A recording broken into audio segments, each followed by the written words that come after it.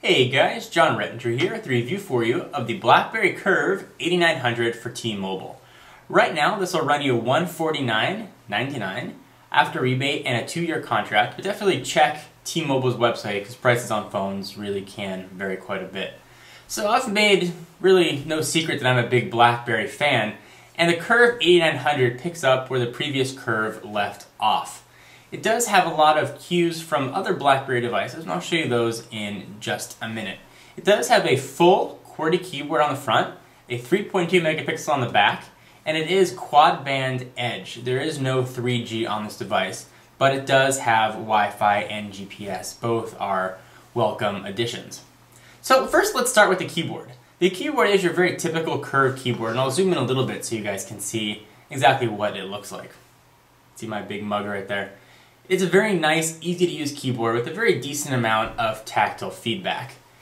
It feels just like the old Curve keyboard, but even a little clickier, if that makes sense. So when you type, you really do know that you're hitting a number, you're hitting a letter. You're really not wondering left what you're hitting. You really have a sense of what exactly that is. And the keys are spaced apart, so there's not that much overlapping. The keys are small and it will take some getting used to, but once you do, you should be typing away with really little difficulty. This is a different keyboard than the keyboard that's found on the Bold. Those don't have any spaces between them. These kind of have the chiclet feel that the last Curve has, and I'm a big fan of it. I love the keyboards on the Blackberry. So this takes some cues from the Blackberry Bold and uses the new operating system. All the graphics have been updated. It's got the new HTML-capable browser, which is quite nice, and we'll talk about all that in just a minute. I wanted to zoom in there so you guys can see the operating system. Overall, the operating system was very fast, it was snappy, it was quick. It's very typical Blackberry. It's solid and it just works. One of the things that I really like about the Blackberry operating system is that it really doesn't crash or freeze that often. And whenever it does, as infrequent as that might be, simply pulling the battery and putting it back in, because this does have a removable battery, fixes the problem and it really never comes back. I think the operating system is very solid. And with this, of course, you get BlackBerry's really, I think, industry-leading push email service. So that is very nice. It has a really nice build quality to it as well. It's got this metal backing that really makes it feel solid in the hand. The last Curve, at least to me, felt a little bit cheap, and this feels very, very solid and secure, and really has a nice build quality to it. It does have some rubber on the side and the edges to make you, when you hold it, you don't feel like you're going to drop it, which is nice.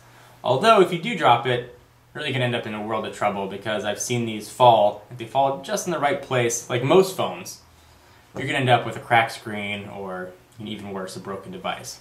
These things are not meant, any phone really is not meant to be dropped, so I definitely recommend investing in a case. It does have a built-in Mp3 player and video player, which aren't the best, but they are good for a Blackberry. And if you want to take advantage of either of those, you can use the 3.5mm headset jack. So, things I do like about this device: build quality. Blackberry's finally updated the browser. Although it's still, you're not going to get a browser experience like you get on the BlackBerry Storm, you're not going to get an experience like you get on the iPhone or the G1, but if you are a BlackBerry loyalist, you are going to get probably one of the best BlackBerry browsers that is out, second only to the Storm. So one other nice thing that BlackBerry, and RIM in particular, did with this device is they took some more cues from the Storm. They added 2 buttons on top here, in the very top of the device. The one on my left side here lets you lock the device. You push that, it'll lock it. And if you hold down the button on the other side, it'll put it to standby. Both handy shortcuts. When I used to use Blackberries, I used to always have to map the lock button to the side function. That's always what that was for me, but now I can use that for something else. Camera, or any other function that I like. I also do like the trackball in the middle. I think it really is a nice way to navigate, and I'm happy that Blackberry switched from the scroll wheel to the trackball. So, some of the negatives about the device. This actually has some of the weaker signal strength that I've seen on any of the phones I've tested, and as you guys know, I do test quite a bit. I don't know if it's the radio in here or the fact that it has a metal back is blocking it from transmitting, but my edge signal has not been very strong, and this may vary by location to location. But compare this with other T-Mobile phones, particularly T-Mobile 3G phones, my 3G signal is much higher evidently than my edge, so I'm really only down to 1 bar anywhere I go, and really anywhere I've been, I've very rarely seen this go all the way up to full bars, and I know that I do have full edge service around where I'm at. So the reception here is not always the best. Although once you do have reception, call quality was very good. There really wasn't any white noise on my end or the caller's other end. Something to keep in mind. Wi-Fi works great, GPS worked as advertised on most BlackBerry devices. You can use it on Google Maps or any other mapping service that's compatible with BlackBerry. It's not locked down, which is quite nice. So if I have to rate this phone on a 1 to 10 scale, I give it a very solid 6.5, and it's losing out on points just because lack of 3G, lack of a full, rich HTML browsing experience are the reasons that it doesn't get a much higher score like I've given to other devices. But if you do like BlackBerry and you don't need 3G and you just want something for great email and a decent web browsing to make good calls, this is a very, very solid option, and I can certainly recommend it if you fall into that demographic.